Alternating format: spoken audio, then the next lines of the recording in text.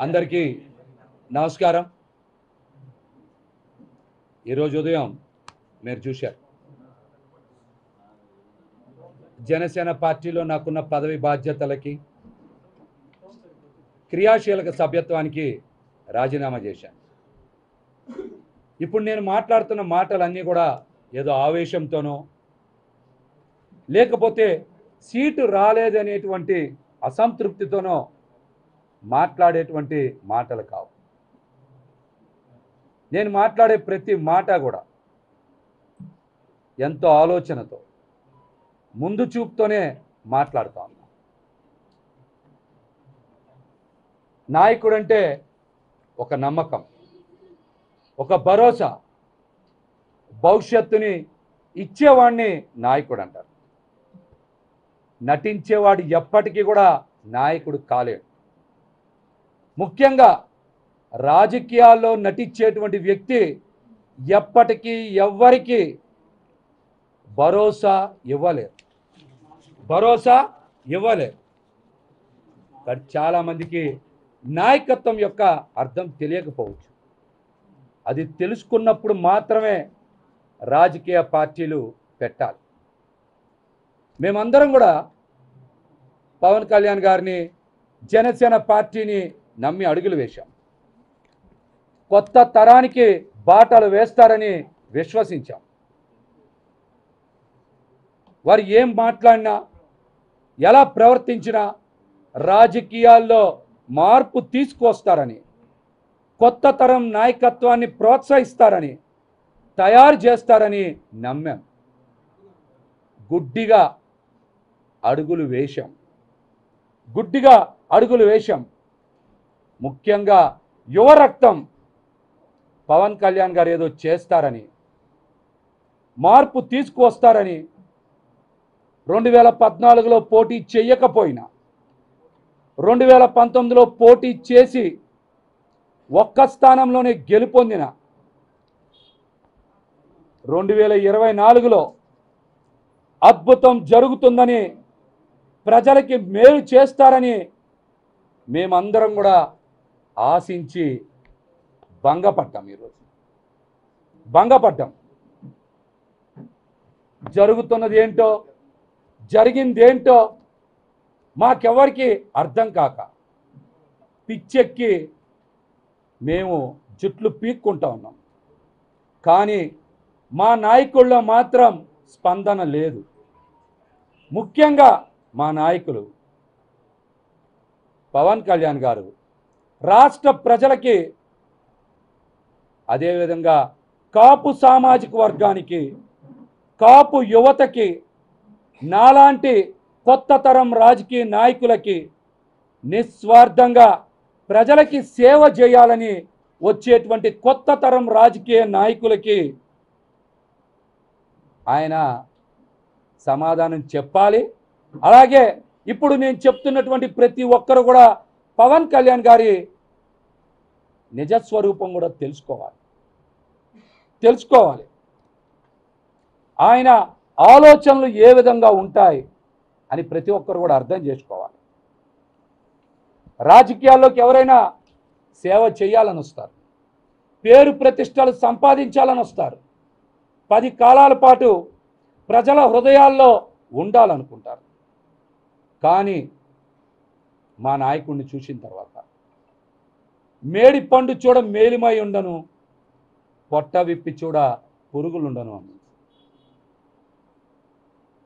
ఎవరైనా రాజకీయాల్లోకి వస్తే ప్రజల కోసం, భవిష్యత్తు కోసం మంచి చెయ్యాలని వస్తారు. కానీ మనం దేనికి వచ్చాం, ఎందుకు వచ్చాం, ఏం చెయ్యబోతా ఉన్నామని ఆయనకైనా అర్థమవుతుందో లేదో మాకైతే అర్థం కావట్లా. మేము నిలువెల్ల ఒక పాషాణ హృదయంతో ప్రయాణం చేస్తున్నామని, స్వార్థపరులతో ప్రయాణం చేస్తున్నామని అర్థం అవలా.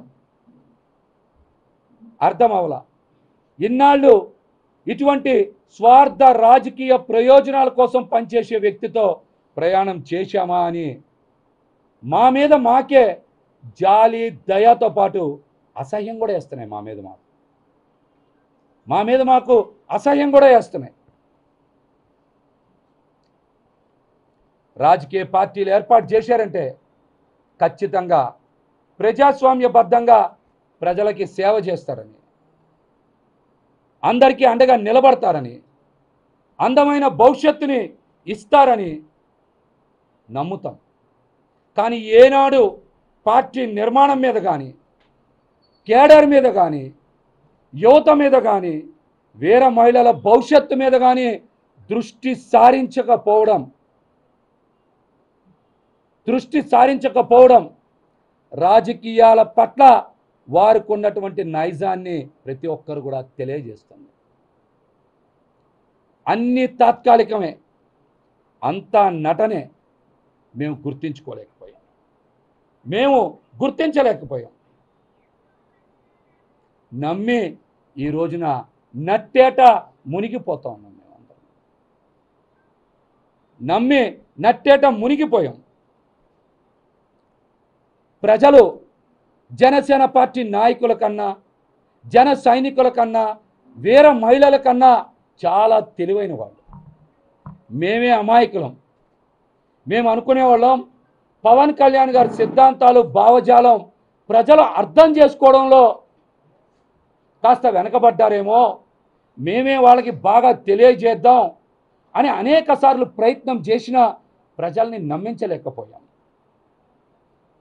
ప్రజలకి పవన్ కళ్యాణ్ గారి గురించి బాగా తెలుసు. అందుకనే వారు 5 సంవత్సరాల ముందున్నారు మాకన్నా. ప్రజలు మాకన్నా 5 సంవత్సరాల ముందున్నారు. వాళ్ళు చాలా తెలివైన వాళ్ళు. అందుకనే 2019లోనే మమ్మల్ని ఓడించారు. మా పార్టీ అధ్యక్షులు పవన్ కళ్యాణ్ గారిని కూడా 2 చోట్ల చిత్తు చేశారు వాళ్ళు. అంటే ప్రజలు తెలివైన వాళ్ళ, పార్టీని నమ్మిన నాయకులు, వీర మహిళలు, సైనికులు తెలివైన వాళ్ళ? ముందు చూపు ఎవరికి ఉంది?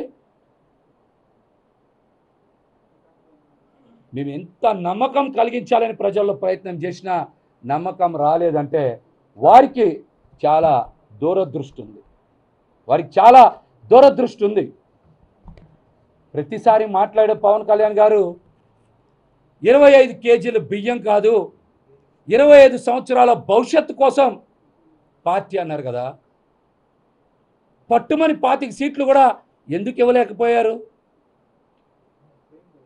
25 రోజుల తర్వాత ఈ పార్టీ భవిష్యత్తు ఏంటి కనీసం మీరనే చెప్పగలరా? పదే చెప్పేవాళ్ళు కదా, ఎక్కడ పడితే అక్కడ. 25 కేజీల బియ్యం కాదు, 25 సంవత్సరాల భవిష్యత్తు నేను అందిస్తా అన్నారు. 25 రోజుల తర్వాత జనసేన పార్టీ భవిష్యత్తు ఏంటో మీరు చెప్పగలరా? చెప్పగలరా? మాకైతే చాలా స్పష్టంగా అర్థమవుతుంది. 21 సీట్లతో రాష్ట్ర ప్రజలకి, జనసేన పార్టీకి మీరు ఏం భవిష్యత్తు ఇవ్వగలరు? ముందు దీని మీద సమాధానం చెప్పండి. రాష్ట్ర ప్రజలకి మంచి చేయడం పక్క నుంచి జనసేన పార్టీని నమ్ముకున్న, జనసేన పార్టీ ద్వారా రాజకీయ భవిష్యత్తుని కోరుకున్న వారికి మీరు సమాధానం చెప్పాలి. 21 సీట్లతో మీరు ఎవరికి భవిష్యత్తు ఇస్తారు? 25 సంవత్సరాల భవిష్యత్తు ఇవ్వగలరా? కనీసం ఆ నమ్మకం మీకన్నా ఉందా? మేమందరం జనసేన పార్టీలో ఇష్టపడి, కష్టపడి పనిచేశాం. మీ స్వార్థానికి మా కుటుంబాలన్నీ బలైపోతా ఉన్నాయి. మీకు మమ్మల్ని చూసి నవ్వులాటగా ఉండొచ్చు, కానీ మా కుటుంబాలు కన్నీరు కారుస్తున్నాయి. చాలాసార్లు అనుకున్నాం, మీకు తెలియక పార్టీలో ఎవరు పడితే వారి ఇష్టానుసారం నిర్ణయాలు తీసుకుంటున్నారు, మీకు తెలియనివ్వడం లేదని, మీ దగ్గరకు మమ్మల్ని రానియడం లేదని అపోహపడ్డాం. ఆ పనులన్నీ మీ ఆదేశానుసారమే మీరు చెప్పినట్టే వాళ్ళందరూ చేశారని మేము అర్థం చేసుకోలేకపోయాం. జనసేన పార్టీ ఇంకొక 20 సంవత్సరాలు కొనసాగుతుందనే నమ్మకం ఎవ్వరికీ లేదు. నేను మాట్లాడుతున్నది నాకు టికెట్ రాలేదనో అసంతృప్తితో కాదు. జరుగుతున్న పరిణామాలు వాస్తవాలు అద్దం పడుతున్నాయి. జనసేన పార్టీకి కాలం అతి తొందరలోనే చెల్లిపోతుందని, చాలా తొందరగా చెల్లిపోతుందని.